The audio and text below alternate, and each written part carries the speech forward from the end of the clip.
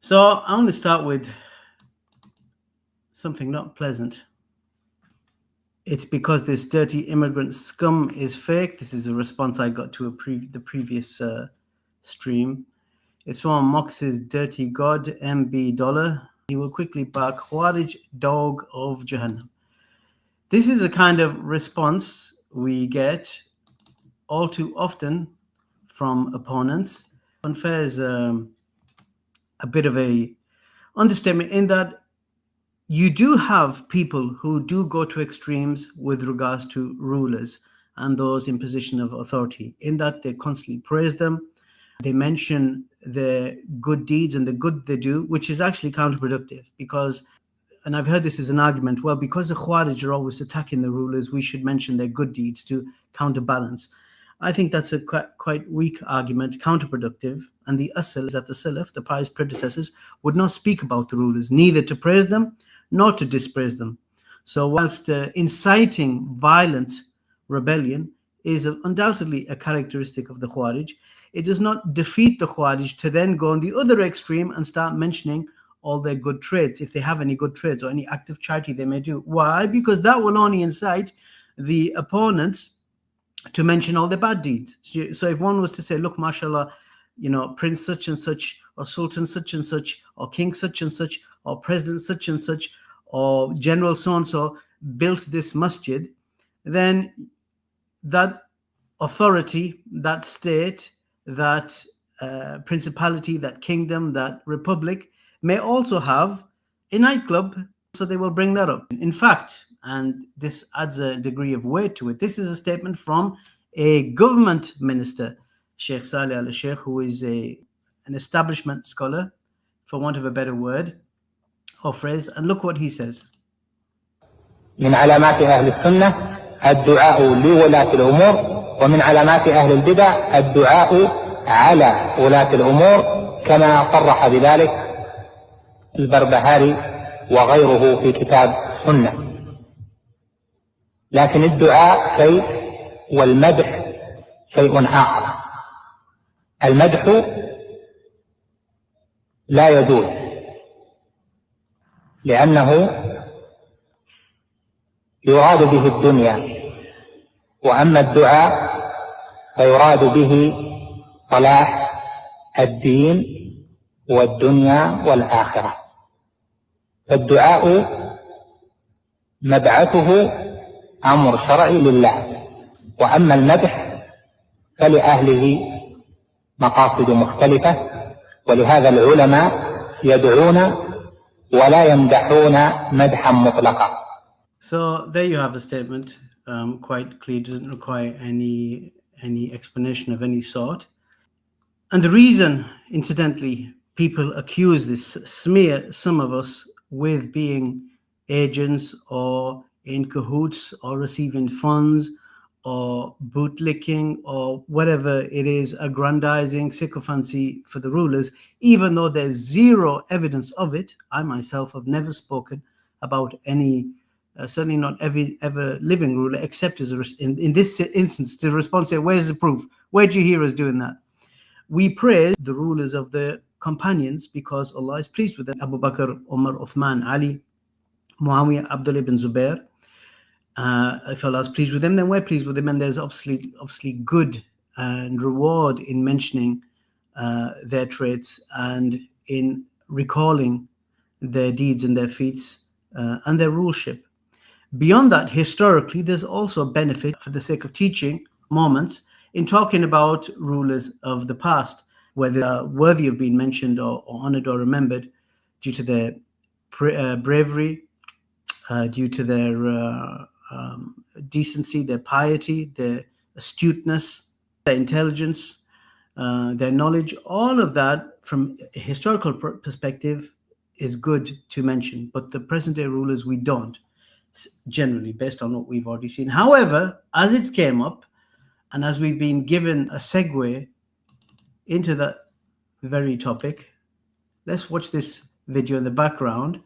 This is of a visit of the current ruler of Syria, formerly known as Abu Muhammad al-Jawlani, now going by the name as name, his birth name, apparent birth name, Ahmad al-Sharra, still claiming to be of Jolan, of the Golan Heights, captured by the Israelis back in the day. And this is him visiting Saudi Arabia and meeting with the dignitaries and royalty, and of course, inevitably, the king there. So, how do we feel about this?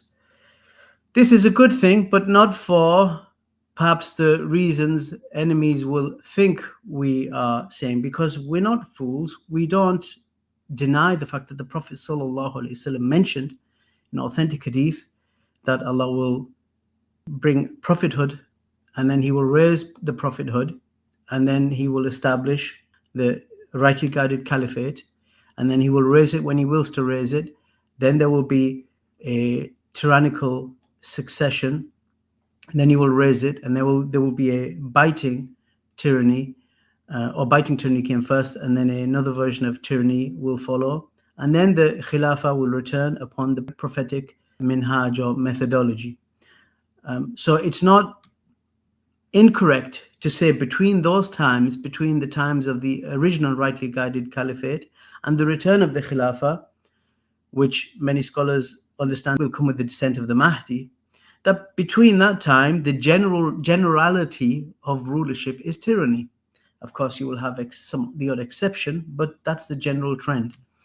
And we can say this is obvious when we go to every Muslim country. There's always something that we would be unpleased with, something we will turn our noses up at, be it in terms of dodgy practice of Islam being tolerated, be it in terms of Sharia violation, hedonism, alcohol, and everything in between. All of that we know happens around the world. So this meeting, or this visit by the Syrian, we'll play it again just as for the sake of having something in the background, by the leader of Syria to the leadership of Saudi Arabia, it could be potentially that rulers gather in such meetings to decide to open up a bunch of brothels.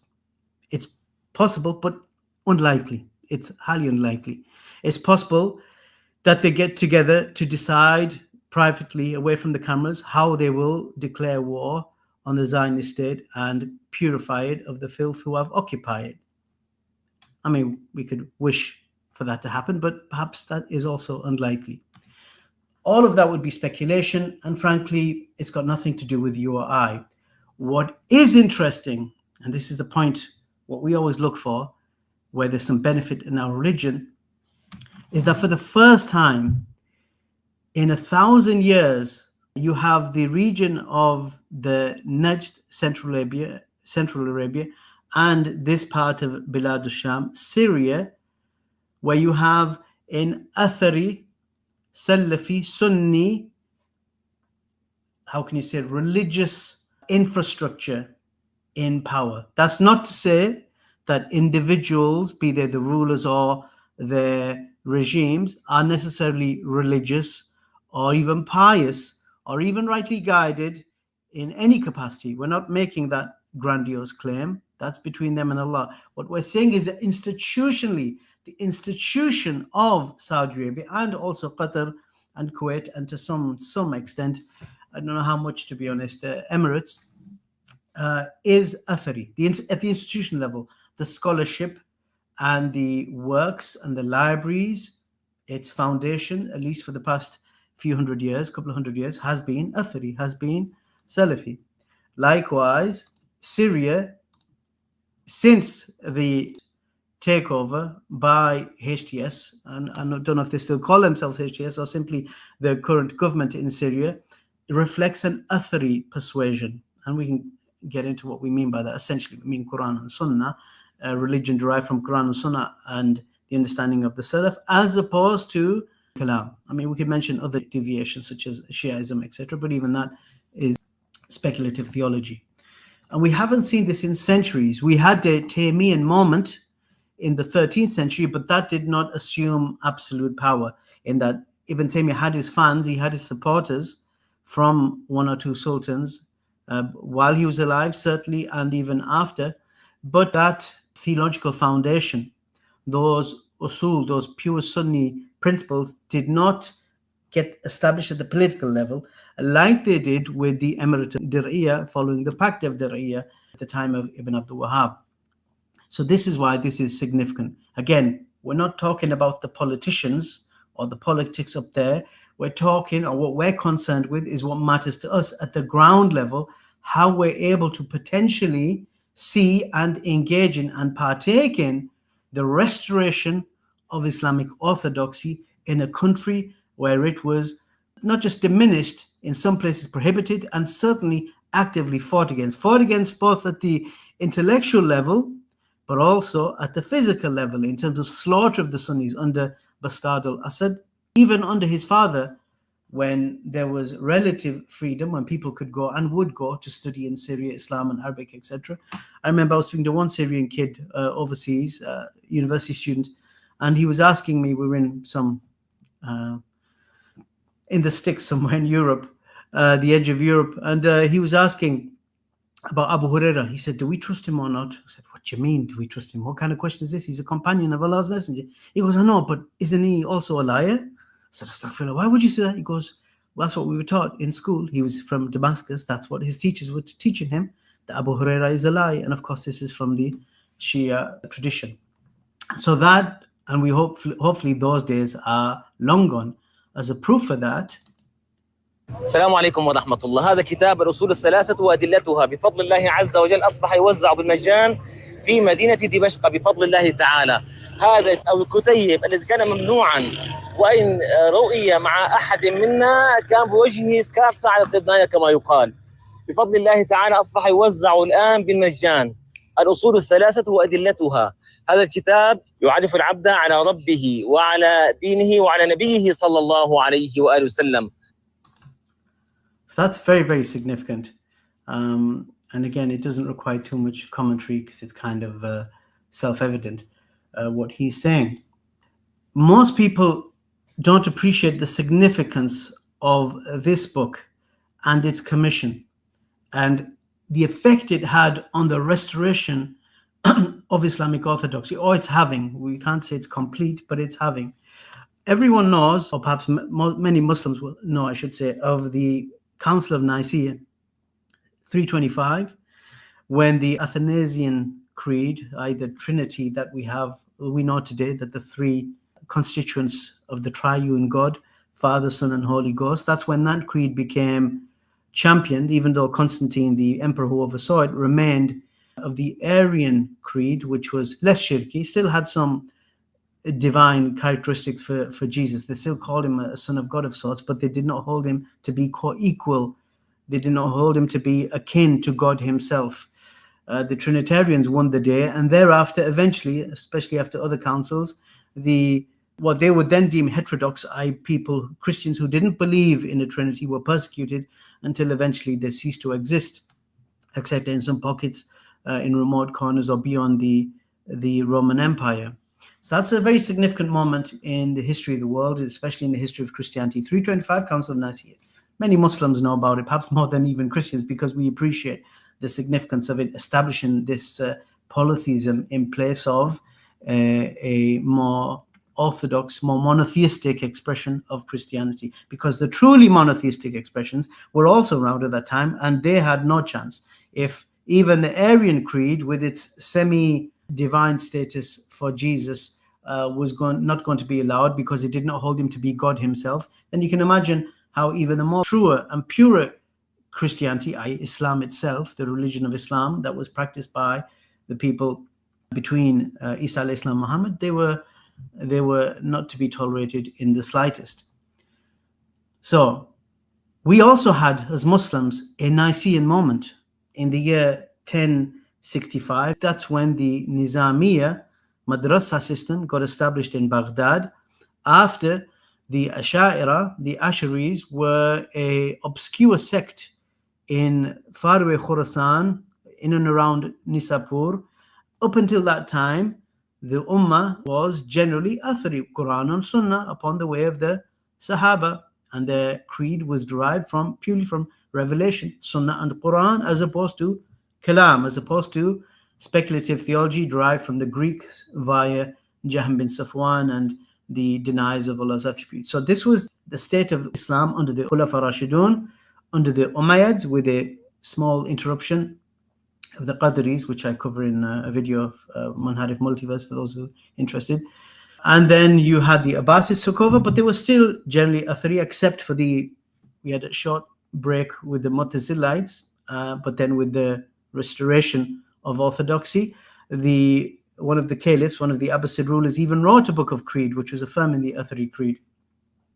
But then you had coups by the Buwayhid Shia, and they were taken out, they were removed in the 11th century, mid-11th century, by the Seljuk Turks. And the Seljuk Turks themselves didn't really attach themselves to any particular creed. They were in a process of converting to Islam. They hadn't fully given up their animist pagan traditions, but they'd embraced Islam. And they relied on the Persians, where they were based in Khurasan, to do the administration for them. And those Persians, especially the Nizam al-Mulk, happened to be an Ashari. And that's how we had our Nicene moment, where the orthodoxy of Ahl Sunnah wal Jama'ah, of Ahlul Athar, was overtaken at the political level. It was usurped at the political level with the coming of the Seljuk. So you had a Turkic military caste with a Persian administration, which removed then the Qurashis, the descendants of the tribe of the Prophet ﷺ,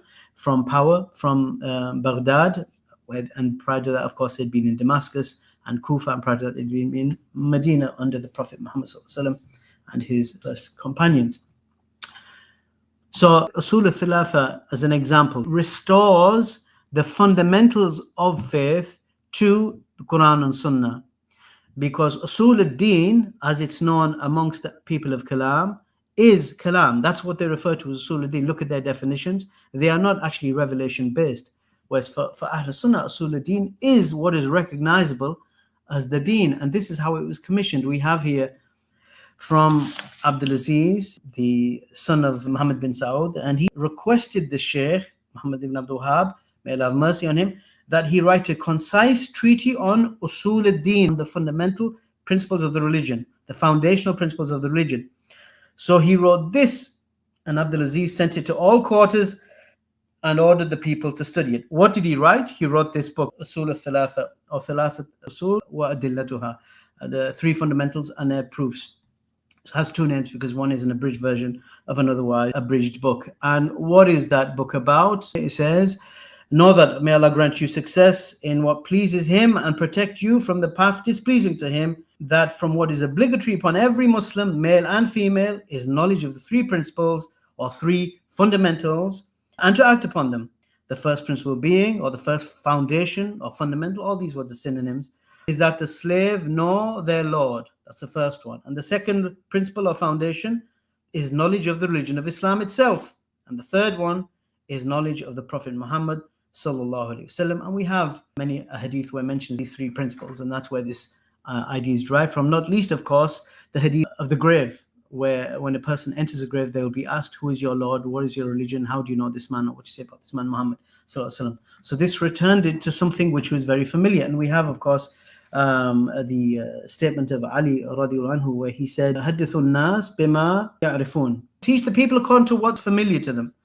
Whereas if you look at discussions of Usul al-Din, it's all highbrow philosophy and kalam and talking about universals and all this kind of, infinite regresses and all this kind of stuff that goes over people's heads, and at the end of the day does nothing for the heart, does not attach you to Allah's messenger, because it is devoid of the speech of Allah's messenger. It is actually the speech paraphrased or rephrased of Aristotle, Pseudo-Dionysius, filtered via the Jews and Christians of Harran and Jahm bin Safwan. That's essentially what Usul al-Din is to the people of Kalam, as opposed to the people of Sunnah and those who truly adhere to the teachings of the Quran. What did Ibn Taymiyyah say? Ibn Taymiyyah said he's talking about now, he's going to combine two things which are very characteristic, shall we say, of the so-called Wahhabi Dawah. Of course, we're using this kind of tongue-in-cheek. It's mostly used as a slur, as a derogatory term, but I'm just taking ownership over here, just in terms of academic purposes, because it makes it easier to refer to that particular movement of a particular time frame, as opposed to expressions of Salafiyah in India or in the Maghreb, in Morocco, or in Syria or Turkey or elsewhere. So Ibn Taymiyyah, talking about the people of Kalam, the Mutakallimin, dispraising them, essentially mentioning some of their obsessions, he then says they excluded from Tawheed, from the oneness, unity of Allah, they excluded from that which is a part of it, such as Tawheed al-Ilahiyya, which is a synonym for Uluhiyya or Tawheed al-Ibadah, either oneness of Allah's right to be worshipped exclusively. The Ahlul Kalam, the Mutakallimin, the Mutakallima, remove this aspect from Tawheed and the affirmation of the true meanings of Allah's names and attributes. This is what they did to Tawheed. So they stripped Tawheed of two very important parts, two of three, if we divide into three categories. They diminished the aspect of Allah's unicity and His exclusive right to be worshipped, but also the reality of His names and attributes. And they did not recognize Tawheed except through Tawheed or Rububiyyah. This is Ibn Taymiyyah saying this, by the way. Ibn Taymiyyah in the 13th century, in his book Minhaj al-Sunnah. They didn't recognize Tawheed except Tawheed or Rububiyyah, i.e. His Lord Godship, and that is affirming that Allah is the creator and the Lord, sustainer, cherisher of all things. So here we see in that Ahlul Kalam, their crimes are twofold. One is in terms of Usul al-Din. They took the Ummah away from Quran and Sunnah. They filtered the understanding of Quran and Sunnah through essentially a Greek philosophy, or the philosophy of Aristotle, a negationist philosophy, the philosophy of Ta'atil, that which divests Allah of His names and attributes. And the second aspect is that they gave scant significance to Uluhiyya, the exclusiveness of Allah's right to be worshipped alone, particularly with Sufism, which developed from the 9th century onwards. Particularly after that, it got really wild and wacky. Anyway, so this is what the dawah, the restorative dawah of Ibn Abdul Wahhab, it brought two things back to their primacy in the religion, that Allah alone should be worshipped, and that religion is to be taken exclusively from the Quran and Sunnah. I'll play another clip. It's a 2-minute clip. I subtitled it, but it's quite nice, and it just shows the accessibility of the true religion, of the true expression of the Book and the Sunnah, so much so that even a child can understand it. And in fact, when Ibn Abdul Wahhab was commissioned with Usul al-Thalatha, the three principles, it was stated that the purpose would be that everyone would understand it, that even the lay person as well as the scholar, the child as well as the adult. And here is a proof of that. نأخذ عقيدتنا من القرآن والسنة. أين الله؟ في السماء على العرش. ما الدليل من القرآن على أن الله على العرش؟ الرحمن عرش استوى. الرحمن على العرش استوى. ما معنى استوى؟ على وارتفع. لماذا خلق الله الجن والإنس؟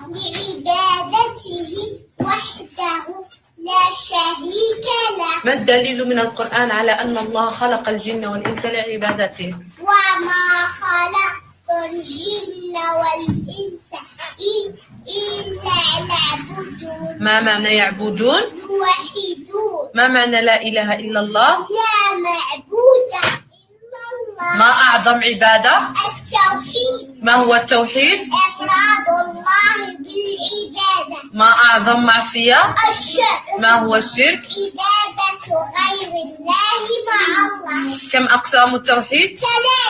ما هي أقسام التوحيد؟ الربوبية والألوهية والأسماء والصفات. ما تعريف الربوبية؟ إفراد الله بأفعاله مثل؟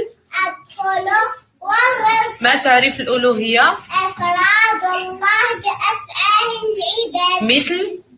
الدعاء والذبح والسجود. هل لله أسماء وصفات؟ نعم. من أين نأخذ أسماء الله وصفاته؟ من القرآن والسنة. هل تشبه صفات الله صفاتنا؟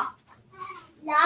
ما الدليل من القرآن على أن صفات الله لا تشبه صفاتنا؟ ليس كمثله شيء وهو السميع البصير. القرآن كلام من؟ الله. منزل أو مخلوق؟ منزل. وهو كلامه حقيقة قسم بحرف وصوت. هو محمد هو محمد نوح. بن عبد الله بن عبد المطلب بن هاشم بن عبد مناف بن قصي. برافو أحسنتي. Bravo indeed. So, two things then, so far, to recap. Usul al-Din, returning the fundamentals of the religion to that which is revealed to the Messenger Muhammad sallallahu alaihi wasallam, in the Quran, the verbatim speech of Allah, or the Sunnah, the transmitted revelation upon the tongue of the Prophet from his own words. Of course, you have Hadith Qudsi, which is the words of Allah direct in their own form, but either way, Quran and Sunnah is considered revelation. And then you have the actual focus on the whole purpose, which the girl eloquently explained for us anyway, which is to worship Allah, to single out Allah in his worship. And this should be obvious, but through sophistry and deviation, it became clouded, it became lost, so much so to the extent that it resembled the religion of the masses, began resembling the religion of those outside of Islam. I'm going to play a clip where you have the leader of Jeddah, leader of Britain First, formerly an Islamophobe, Jeddah Franson, speaking to Dili Hussein on 5 pillars, and Dilworth is asking her about her conversion, or her, you could say conversion from Catholicism to a kind of born-again version of Christianity, a kind of evangelical Protestantism. And I want you to pay, it's just a short clip, but pay attention to this argumentation or the rationale she gives for her changing from the version of Christianity she was on before to where she is now. They were putting a priest in front of me and saying I had to confess my sins to him, instead of just speaking to Jesus, speaking to God. They were putting statues of the Virgin Mary in front of me and saying that I need to ask her to intercede. I need to pray to her. People used to say to me, Protestants used to say to me, before I was one, Protestants used to say to me, you pray to the Virgin Mary. I used to say, no, I don't ask her to pray for me. You pray to the saints. No, I don't ask them to pray for me. Well, why are you doing that? Why aren't you just praying? Instead of you asking the saints and asking Mary, why aren't you praying to God? And I didn't have an answer for that. Just thought, oh, Protestants, what are they talking about? That's quite fascinating. Of course, we have to add here, as far as her conception, the Christian's conception, Jesus is God. So that's obviously flawed, understatement. And the flaw is even in the logic there itself, because she didn't understand, didn't see the logic, the rationale in praying to Mary when she could pray to God. But for her, God is also Jesus. And Jesus had a mother. So you won't pray to, in your theology, the mother of God, but you'll pray to the Son of God, who's also God. But still, if we put that to one side and understand that from her theology, Jesus is God, she's saying, why do I need an intermediary? Why do I need an intercessor? And you saw Dilworth there understood the implications clearly in terms of the non-Wahhabi schools and sects, because that's exactly what they justify. They justify going to pray through intermediaries. And of course, this is an argument that was refuted, or that is refuted throughout the Quran. For example, Allah is saying that the religion is for Allah alone, and those who take allies and protectors, awliya is used in the ayah, besides him, they say, we worship them only that they may bring us near to Allah. Then Allah says, verily, Allah will judge between them concerning that wherein they differ. Truly, Allah guides not him who is a liar and a disbeliever.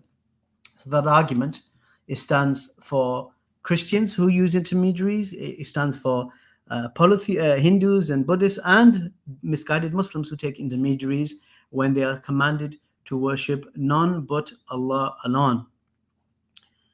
Now, perhaps many people are aware that in these last few weeks, I mean, not that it's something unique to this particular time, but throughout our activity in Islam, there is this term Wahhabi used as a slur, and you'll also find other words used in a derogatory manner, such as madkhali.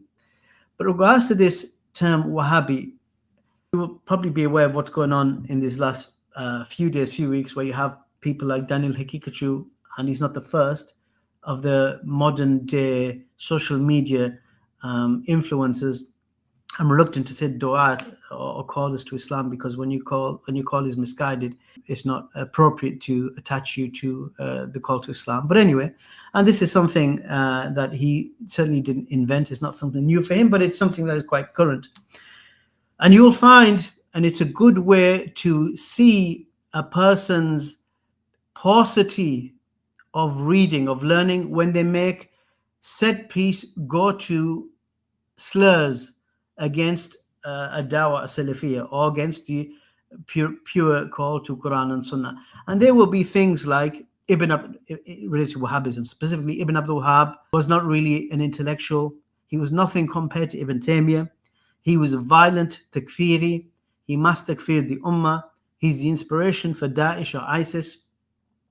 Then following on for that, they make other tangentially related statements and claims, such as Ibn Taymiyyah believed in the finality of the fire. He didn't believe that the hellfire would be eternal.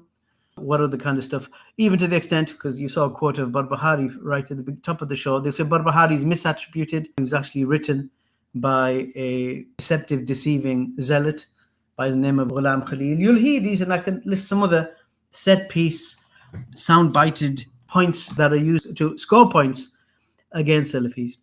The reality is, when you hear these statements and they come out at that level, you know that you're dealing with extreme amateur academia. It's, if we can even call it academia. I remember the first essay I ever wrote at university, first year of university, first semester. And my supervisor, she herself was an extremely smart woman. Her own mentor supervisor was a professor, well-renowned and published professor in Oxford. And then after she'd done with us, she went and took a teaching tenure at Cambridge. But first essay I did, and she marked it a B+ or something like this. And I thought it was really good. So I thought, why wouldn't it be an A? What's wrong with it? It was well formatted. I wrote it very well. I'd cleanly shone. I'd understood the subject. What's going on? So I asked her, I said, why did I get a B+? Why is it not an A? And she said, well, I could try remarking it if you want. I took that as a bit of a diss. I said, no, if you think it's worth a B+, that's fine. But I just want to know the rationale behind it. What is the process that I need to be aware of in order to get an A with you? And she said, if you can prove, or if you demonstrate, she said, you've read the material, you get a C. A C simply proves that you're familiar with the subject matter. In order to get a B, you need to critically evaluate that material. You have to show the strengths and weaknesses of the arguments, of the hypothesis. What's a proof for hypothesis? Someone that are being stated. So that's as far as I got. I got a B+ because I did evaluate the opposing discourses in this particular subject matter. She said, in order to get an A, though, you have to do all of the above or all of the below, plus you must bring something of your own understanding to the table. You must show where you have contribution, which you'll often find certainly with PhDs, say a contribution to the academy. What something that people can then reference in addition to the previous read material. Potentially, they can now access what you've put forth of content of intellectual output. So these statements that I mentioned, these claims against Ibn Abdul Wahhab was a takfiri, that ISIS or Daesh are simply descendants of his theology, that Ibn Taymiyyah believed in the finality of the fire. What was the other one we said? Barbahari didn't write his Sharh al-Sunnah. These claimants, others like them, show that people haven't even got a C. They aren't even familiar with the material, let alone critically evaluated, let alone actually brought something new to the table. So this is what I would call charlatan academia, and that's what we see all too often being used as a stick to beat so-called Wahhabis with. How can we prove this? Well, we'll stick, for the purposes of this episode, this broadcast. I wanted to actually cover parts of Eastern Europe, and then India, and then the Ottoman Empire, or Turkey today, actually, not the Ottoman Empire, but Turkey today, modern Turkey, the Republic, and make some mention of the West where we are, but time won't permit, so maybe we can do a dedicated series on those other regions. But let's at least stay with Eastern Europe because it ties into the thumbnail. So let's pay attention to this. There was one guy that beat me in the Olympic semifinals. His name was Haji Murad Gutsalov. We're lucky that son of a bitch didn't fight, because he would have beat everybody, and John Jones included. Every one of them would have got their ass whipped by that dude. Really? He was good, bro. He wrestled me at the Olympic Games, and he beat all of us, though. He beat me. He beat Kel Sanderson. He beat Kyle Snyder. He beat all the best Americans for a long time. He wrestled from my Olympic cycle all the way to Kyle Snyder, who won the 2020 Olympic Games. That guy beat him. This dude was so fast. He was so good. I brought him in to train with me for John Jones. My strength coach told me he would try to break him. He said, Daniel, I would try to break this guy. He goes, I would give him all of my workouts. He goes, and then I would add just to try to see how far he would go. He said, no matter what I did, he never stopped. He never got tired. And he goes, he always wanted to do more. He never questioned anything. And that dude, that's why the dude's like a 6-time world champion, Olympic champion, everything. He was the best, man. And we're just lucky he didn't fight because all of us would have no accomplishments. He was that video good. of this dude? I knew that if guys like that started fighting, they would be a problem. And that's exactly what they've become. I mean, look at him. This is the guy right here. It's him. We were training. This dude would just hit me with all kinds of stuff. I actually, and we're sweating too. He just never stopped, bro. The guy was just tremendous in everything he did. So I would have to set my mind every day going into the room like I was about to wrestle in the Olympic Games because I knew how hard it would be to try to go with this cat. Then he would be beating on these dudes in MMA. He'd take against the wall like it was impossible to take him down. And but look at this though, Joe. Everybody would just watch. Dude taking me down. They got the UFC cameras. I'm like, yo, cut that.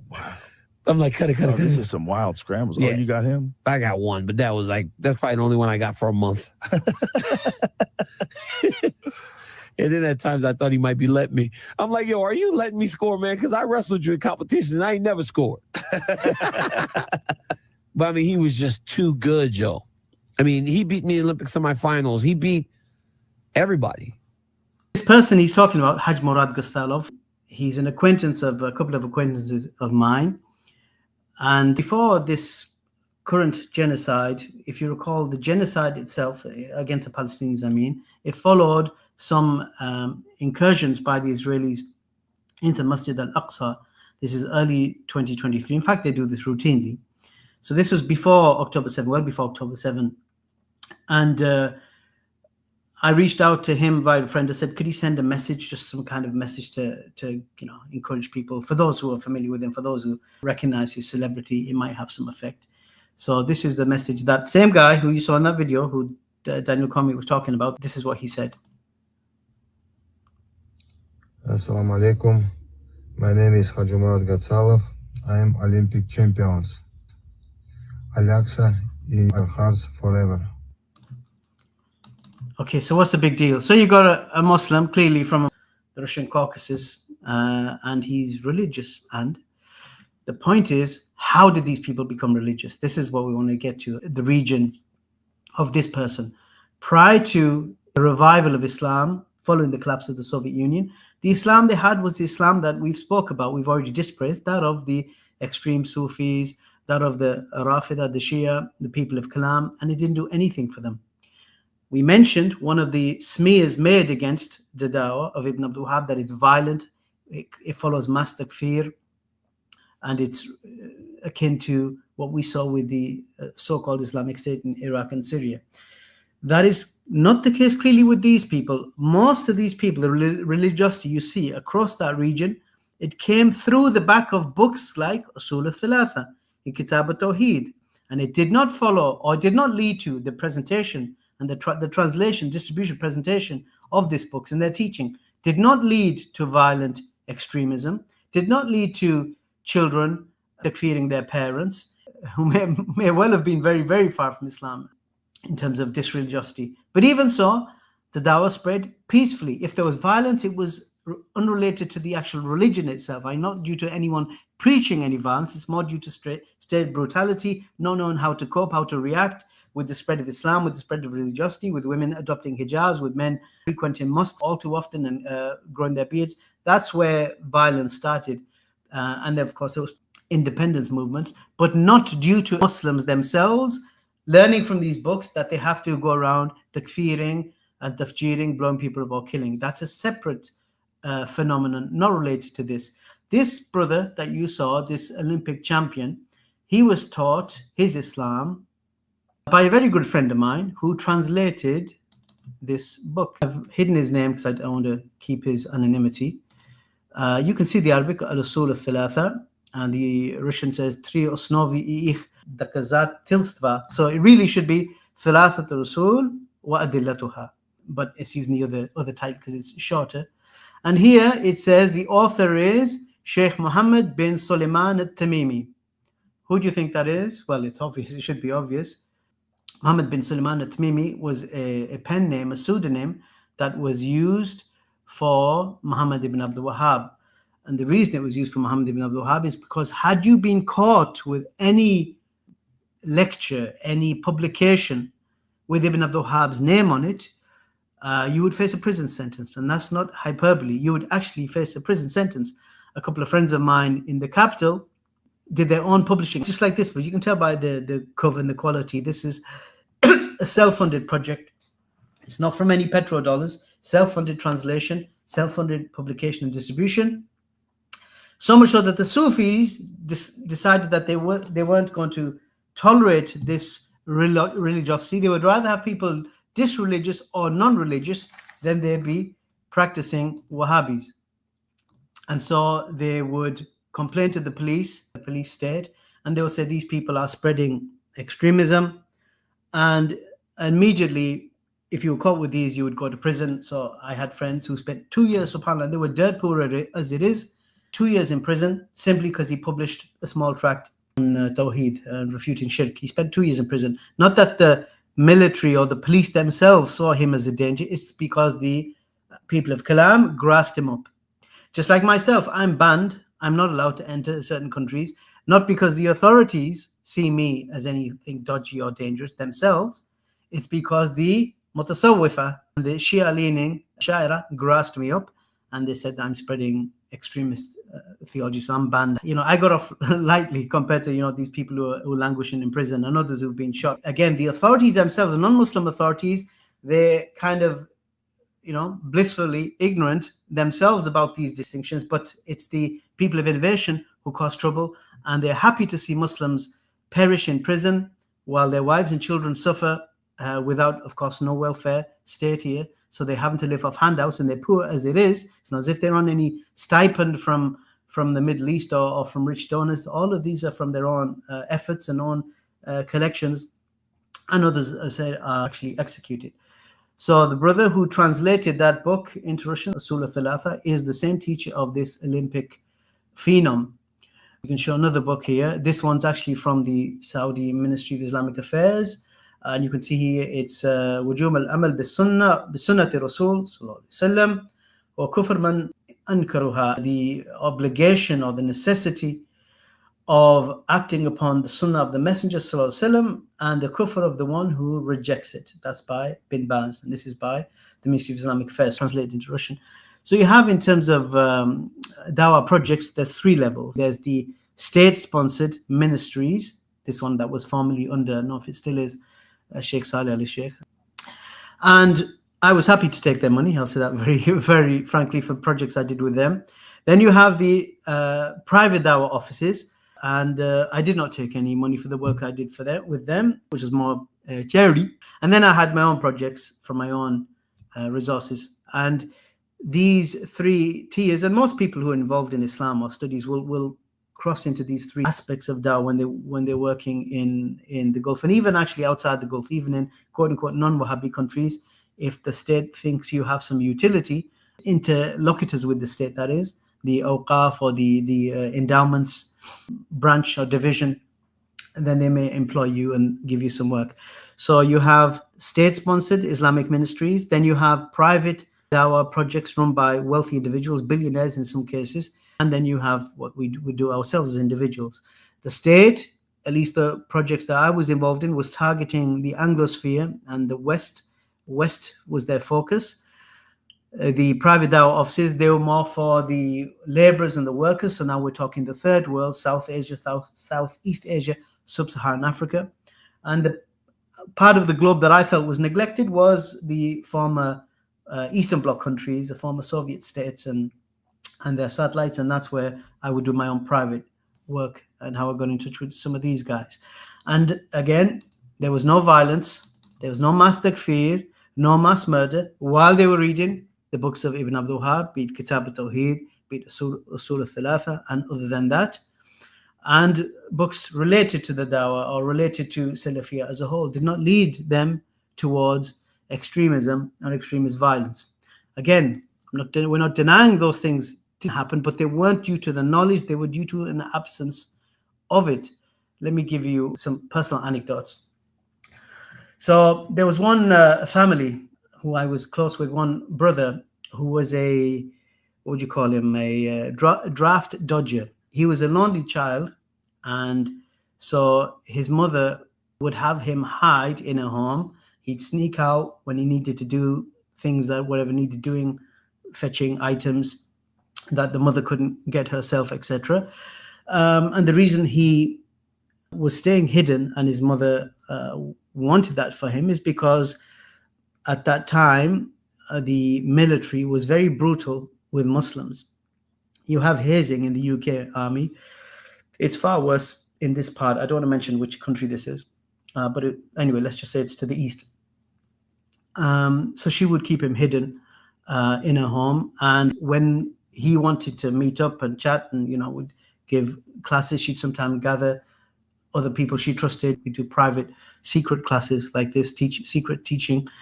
So she would call, because of course he can't call, right? Because then, you know, if the phone is being monitored, he'd get find out. So she'd call, say, oh, like, you invite you over for some tea or something. And all of this was code. It meant my son wants to see you. Anyway,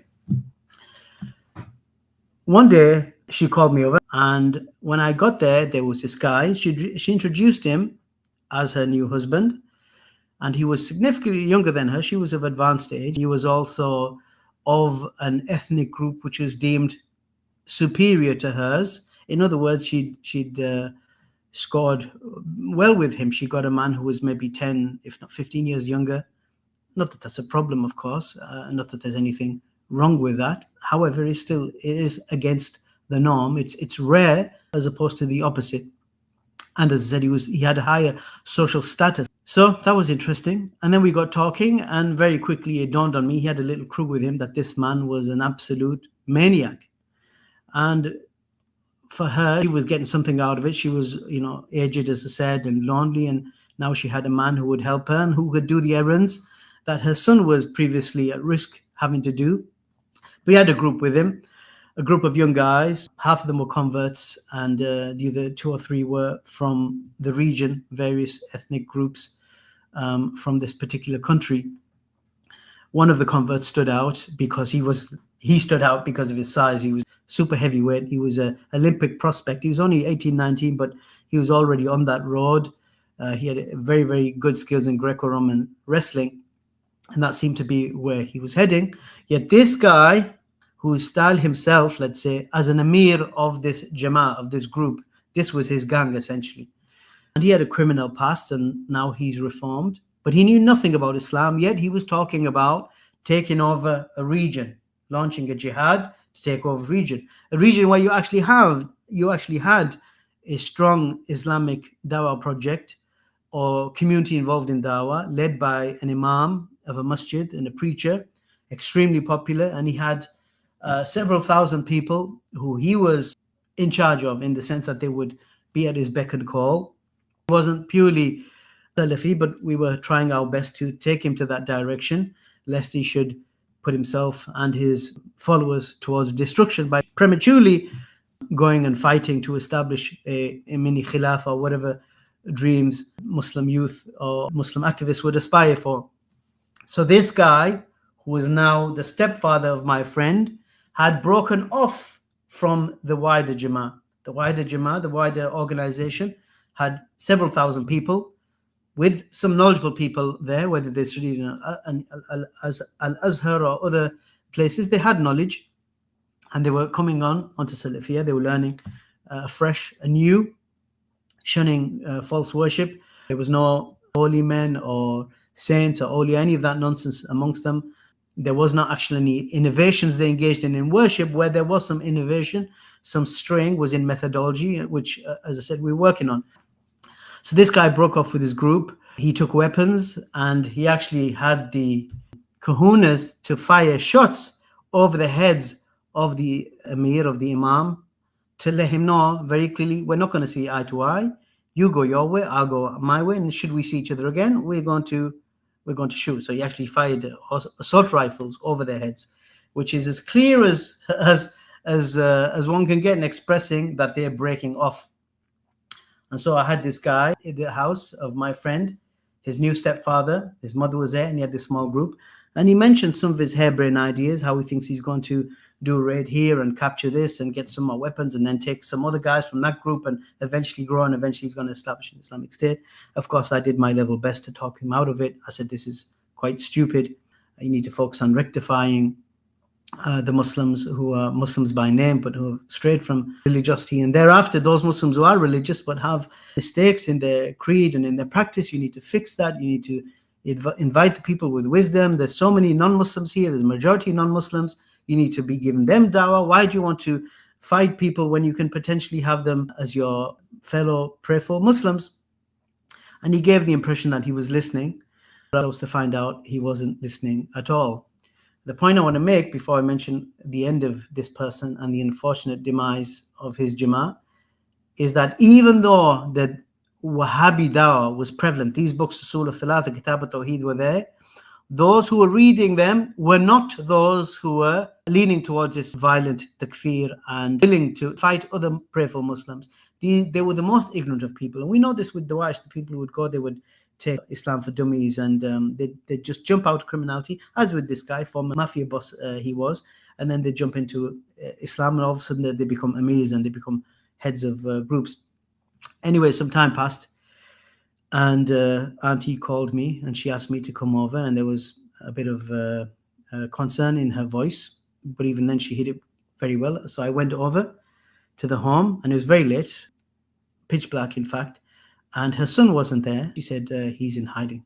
I said, he's in hiding here? Why? Where else does he need to be hiding? What was he hiding from me? She said, no, we've had to completely hide him. He can't stay here. We're going to get raided. So what do you mean we're going to get raided? And then she started crying and explaining that her new husband had taken this group of young lads, literally in their teens, 17, 18, 19-year-olds. I don't believe a single one of them was over 20. And he'd crossed a regional border, and he'd raided some rival mafias from his previous life in order to take their money to fund his new Islamic State.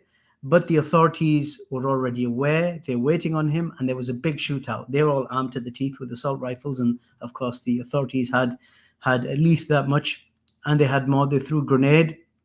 She showed me later a photograph of that same young brother, future Olympic prospect, and she showed me a photograph that the police, or whatever you want to call them, counter-terrorist unit, had handed to her, photographs of the aftermath of their ambushing the raid of her new husband. And this young lad, unfortunately, you saw him topless. He had this huge gash, huge stitches. His chest had been blown up. A grenade was thrown in his vicinity. His chest had been blown up, and then they stitched it. It seemed like with shoelaces from his navel all the way to his top of his chest.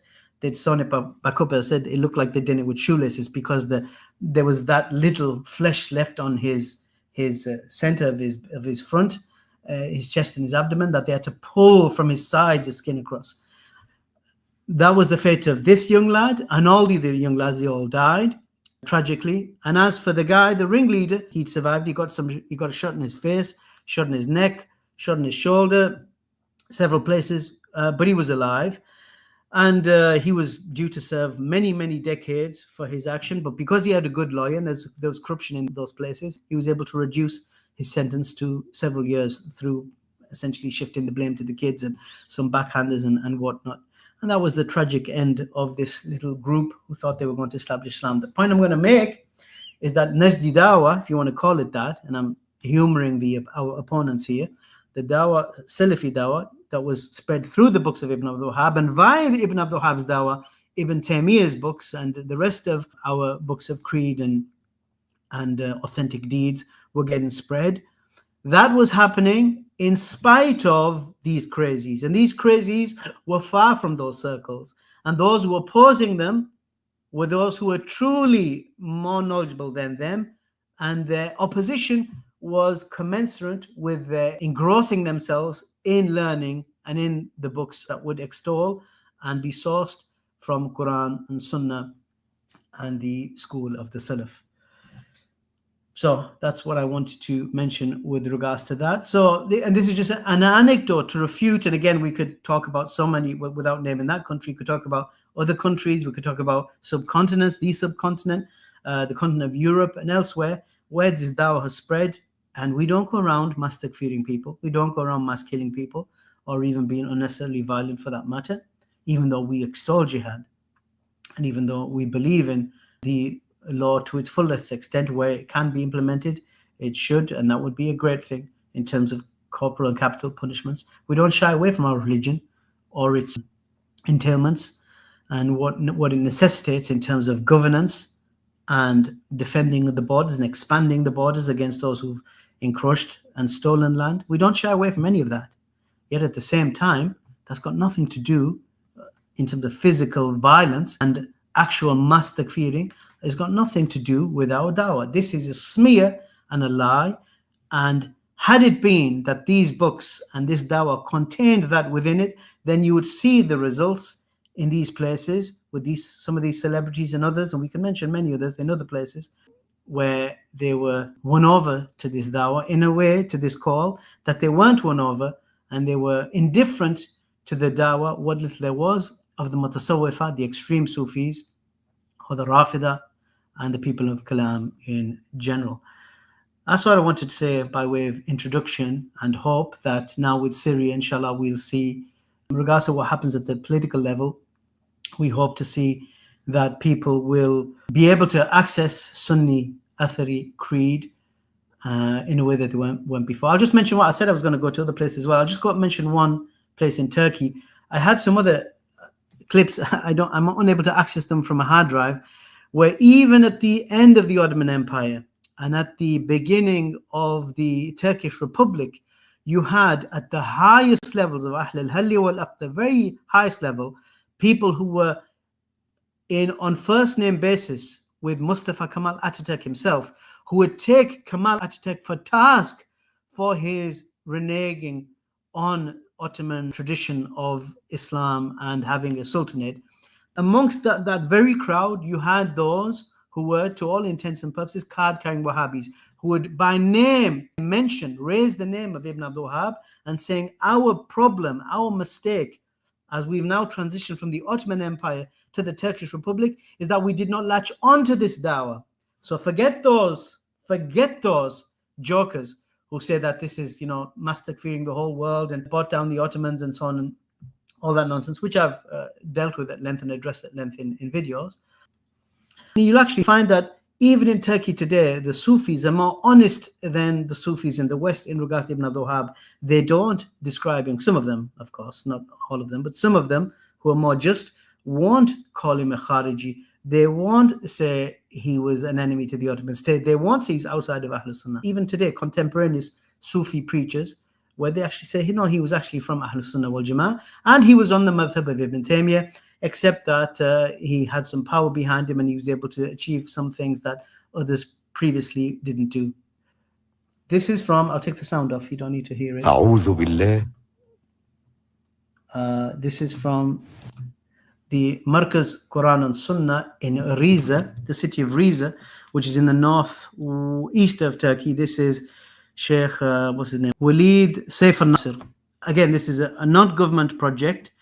These scholars you see here, they have this mountain markaz high up in the northeast of Turkey, where they teach Quran Sunnah. Here you see on the right, Sheikh Abdul Malik Ramadani. He's an Algerian. The previous Sheikh, I believe, is Palestinian, if I'm not mistaken. I'm not too sure the Sheikh on the left. I've seen him, but I can't recall who he is or his nationality.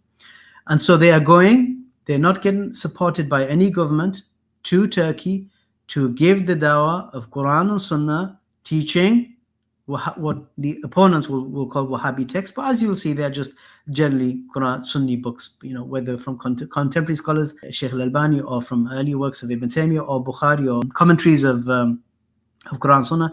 Here's Sheikh Hussein al-Awaish, or is it Awaish? I can't remember where the Ain is in his name. from Jordan, Palestinian origin, teaching there. We'll just whiz through this. Who else we got? This is a sheikh from Sudan. I forgot his name. There's another sheikh, an Egyptian, Haysam Sarhan. And then they're showing some live link-ups. These are like mostly Syrians and Iraqis and some people from Central Asia, those who already have Arabic. Then you see some of the books they're teaching, and that's it's what would you call it, sign of this markaz, this Islamic Dawah Center, high up on a mountain in Riza. Riza, incidentally, is where the family of Erdogan, the current president of Turkey, comes from. He himself is of Georgian origin on his mother's side, of Laz and Muslim Georgian ethnic group. His family are based in Riza. He used to go back there in the summer, and he built a very fancy-looking mosque high up on a mountain, and this is a markaz on a mountain, and you can just see their library. Again, all financed by brothers themselves without any state support. There's a view from the, what do you call that, the mezzanine or the balcony, perhaps. Yeah, balconies external, overlooking the mountain villages or the mountain residences, and there's the markaz there. Again, they're teaching, as the opponents would say, Wahhabi Islam, no extremism, no mass takfir, no violence of sorts, even though when those things are permitted, all of that would be accepted and implemented. And it's mentioned in the books, and it's taught as well. Nothing of is shying away from. So I'll leave it there. I think we've covered. Is any other interesting clips? I don't think so. I think I've covered most of what I wanted to cover. So now we will go to any questions, if there's any questions. See if we can get a hold of this beast that is live streaming and have it conform. So yeah, welcome, Assalamu warahmatullahi wabarakatuh to everyone. Maybe I should start at the top in case there's any questions.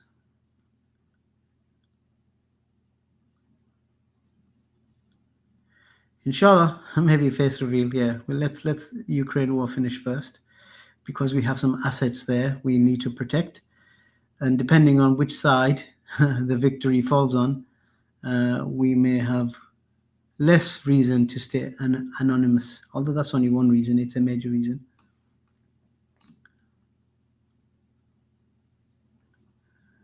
Anything else? The Qasim corridors of Sharjah. Yes, they were great allies. The Wahhabis. I'm just reading through your comments. Okay, I guess there are none.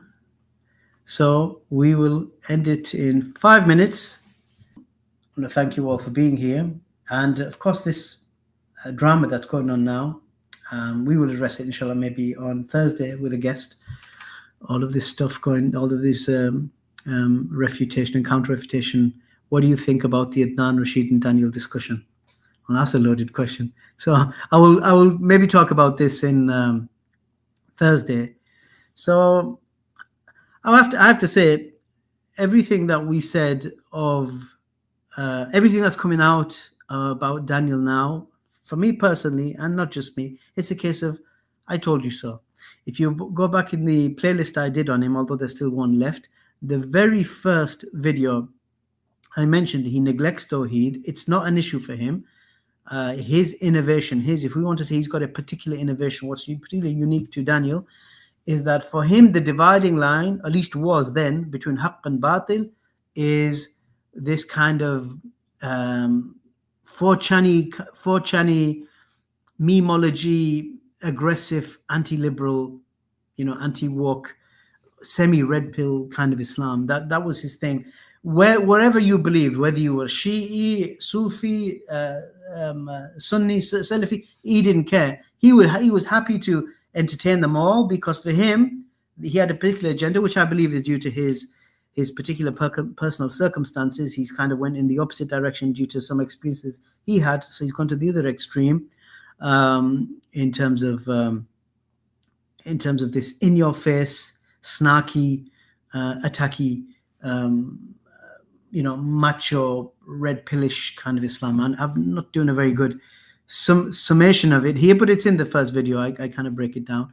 And that's all at the expense of the kalima, according to La ilaha illallah. So that's why we see all of this coming now. That's why we see the downplaying of the kufr of wilayat kuniyya. Again, wilayat kuniyya, I believe I was the first in English language to do a segment under the title of wilayat kuniyya in a video that the Iranians found so offensive that they managed to get blocked. Every time I try to put it up, they'd block it. So I have worked on a revised version, see if I can counter the block, and I will hopefully put that up. I meant to put it up last month, so I'll do that this month. There's not much left to do to clean that up and upload that.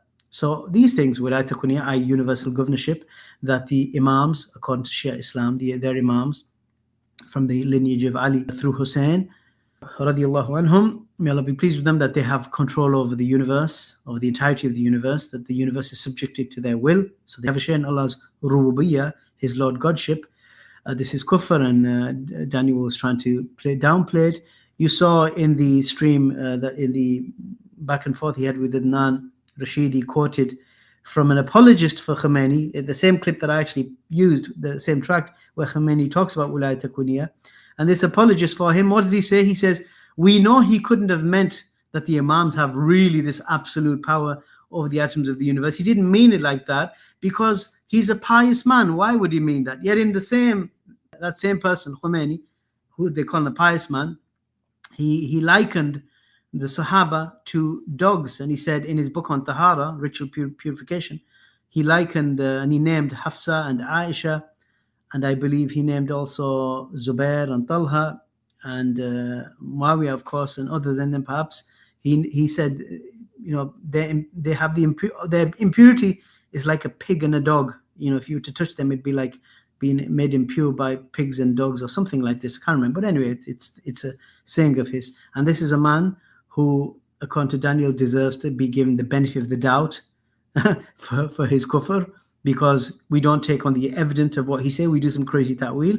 Why? Because he's so pious, and his piety as expresses in his revulsion and slander of the companions. It's worse than slander. It's defamation of the companions. So yeah, we will give some time to that and that whole Daniel thing and the debates and everything. Next Thursday with a guest, inshallah, we'll maybe talk about it. I'll just read this. Our Imam here in Texas is an Azhar graduate. Is that problematic? His beard is like a cm. I know what a cm is. You have to explain. Oh, centimeter long, and does things like say Allah is over and over again. Say Allah over and over again. I mean, being from Al-Azhar itself does not mean a person is dodgy, because you might find issues with every single university, and every single university will have, even if it's a good university, will have good lecturers as well as bad lecturers, and some places will have more than others.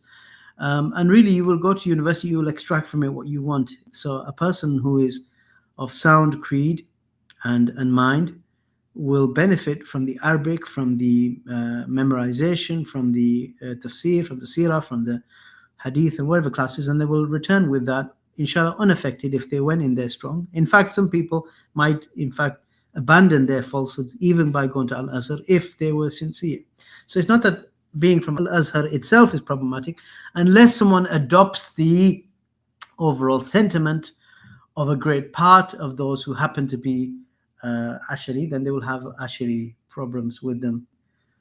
Yeah, that's all I'll say on that. So that itself isn't indicative of, it could be indicative, I should say, of it being problematic, but it's not necessarily so. Even having a beard, if a person has a short beard, it's indicative perhaps that a person is not strong in the sunnah, but it's not necessarily the case. It's not necessarily the case that if a person has a short beard, he has a problem. There are some fiqh positions which says so long as a beard is a beard, it's a beard, even if it doesn't flow long, and they interpret some hadith to that effect to allow them to justify that. So these might be indications, but they don't necessarily prove it. The way you would know, of course, is simply by what they're teaching. If the person, whether he's from Medina or Azhar or anywhere else, Kuala Lumpur, Islamabad, Kairouan, if they're teaching Quran, Sunnah, Sahaba, if that's their source of their inspiration and their knowledge, then that's all good. And if they're teaching other than Quran, Sunnah, Sahaba, or they're straying from those as their primary sources, or Quran, Sunnah as received via the agency of the Sahaba and the justice of the Sahaba, then that person's got problems. If Ahlul Kalam have deficiency in their Shahada in regards to Uluhiyya, as Ibn Taymiyyah said, why are they considered to still be in the fold of Islam? Putting that particular issue aside, in general, we can say that something is kufr or is deficient, but that does not mean that we should, and I certainly would discourage it, and scholars discourage pronouncing that ruling upon people themselves. That is really on an Islamic state, on an Islamic system. You would have a judge, a qadi, you would have, a body to interrogate someone who is accused of kufr, be it great or small. But that's not necessarily for us to get involved in. So, there is an issue of udhr bil jahl, the excuse of ignorance that a person may have.